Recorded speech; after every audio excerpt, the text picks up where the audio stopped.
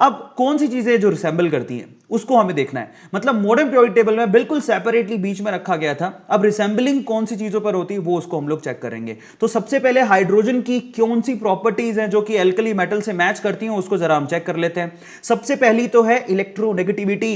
मैं आपको क्लैरिफाई कर देता हूं, पीडीएफ आप डाउनलोड कर लीजिएगा, डिस्क्रिप्शन बॉक्स में गिवन है। सबसे पहले तो इलेक्ट्रो, यहां पर जरा चेक करिएगा, इलेक्ट्रॉनिक कॉन्फ़िगरेशन सबसे पहली चीज है जो कि किससे रिसेंबल करती है, एल्कली मेटल से। देखिए हाइड्रोजन के पास आउटर मोस्ट ऑर्बिटल में एक ही इलेक्ट्रॉन होता है, और अगर हम लोग बात करें एल्कली मेटल्स की जैसे कि लिथियम, सोडियम, इनके पास भी आउटर मोस्ट ऑर्बिटल में एक ही इलेक्ट्रॉन होता है। Now this is really very interesting, मतलब हाइड्रोजन के पास वैलेंस इलेक्ट्रॉन 1 होता है, सोडियम के पास भी 1 होता है, लिथियम के पास भी 1 होता है। तो इलेक्ट्रॉनिक कॉन्फ़िगरेशन पहली मैचिंग है। दूसरी मैचिंग क्या है, इलेक्ट्रोपॉजिटिव कैरेक्टर। देखिए सोडियम Na+ की फॉर्म में जा सकता है एक इलेक्ट्रॉन लूज करके, तो हाइड्रोजन भी जा सकता है मेरे प्यारे बच्चों, हाइड्रोजन भी एक इलेक्ट्रॉन को लूज करके फाइनली H+ की फॉर्म में जा सकता है। इसका मतलब इसके पास भी इलेक्ट्रोपॉजिटिव कैरेक्टर है जो कि मैच करता है।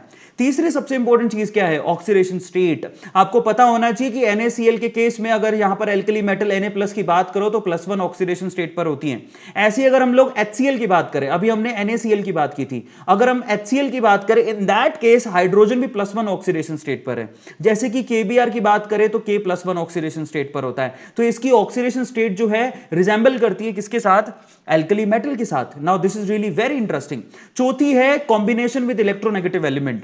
आपको देखिए यहां पर जब भी कोई इलेक्ट्रोनेगेटिव एलिमेंट के साथ कंबाइन होते हैं एल्कली मेटल, जैसे कि सोडियम की बात करें तो सोडियम जो है ऑक्सीजन के साथ रिजेंबल होती है Na2O, तो हाइड्रोजन भी ऐसे ही रिजेंबल होता है। हाइड्रोजन भी ऑक्सीजन के साथ कैसे रिजेंबल होता है, H2O। जैसे ये बनाता है K2O, जैसे ये बनाता है Na2O, वैसे हाइड्रोजन बनाता है H2O। Now this is really very interesting, जिसमें ऑक्सीजन इलेक्ट्रोनेगेटिविटी ऑक्सीजन की ज्यादा होती है। कॉम्बिनेशन विद इलेक्ट्रोनेगेटिव एलिमेंट में दूसरा एग्जांपल देखिए Cl के साथ। जैसे कि हमको पता है कि NaCl के साथ रिएक्ट करके NaCl बनाता है, KCl के साथ रिएक्ट करके KCl बनाता है, वैसे ही HCl के साथ रिएक्ट करके HCl बनाता है। तो ये प्रॉपर्टीज ऐसी हैं जो मैच कर रही हैं। एक और एग्जांपल देखिए, जैसे कि यहां पर अगर हम बात करें सोडियम सल्फर के साथ Na2O बनाता है, ठीक है, Na2S, और जैसे कि पोटेशियम सल्फर के साथ रिएक्ट करके K2S बनाता है, वैसे ही हाइड्रोजन सल्फर के साथ रिएक्ट करके H2S बनाता है।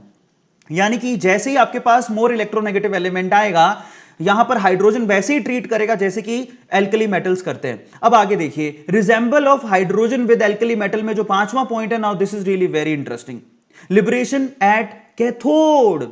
आपको पता होना चाहिए अगर आपने NaCl डाला तो आप खुद बताइए कि NaCl में Na+ किधर जाएगा, Na+ कैथोड की तरफ जाएगा और वहां पर क्या करेगा, बेसिकली एक इलेक्ट्रॉन को गेन करेगा और किस में कन्वर्ट हो जाएगा, Na के अंदर। ये हमको सबको पता है। सेम काम जो कैथोड पर सोडियम कर रहा है वैसा ही सेम काम कौन करता है, हाइड्रोजन भी करता है। हाइड्रोजन भी H+ की फॉर्म पे कहां जाएगा, कैथोड पर, और एक इलेक्ट्रॉन को गेन करके क्या बना लेगा, half H2। Now this is really very interesting, मतलब ये दोनों के दोनों कैथोड की तरफ जाते हैं अगर हम लोग इलेक्ट्रोलिसिस करवाएंगे तो। जैसे कि Na जाता है वैसे ही हाइड्रोजन भी जाता है। लिबरेशन ऑफ कैथोड, अगर आपने HCl, वही चीज बताने की कोशिश कर रहा हूं, अगर HCl डाला होता तो H2 गैस आपको मिलती कहां पर, कैथोड पे। जैसे ही आपको पिछले केस में सोडियम मिला था कहां पे, कैथोड पे। Now this is really very interesting, सबको समझ में आ गया। नाउ ये एक चीज रिसेंबल करती है जो कि एल्कली मेटल के साथ, एल्कली मेटल भी कैथोड की तरफ जाते हैं, हाइड्रोजन भी कैथोड की तरफ जाता है।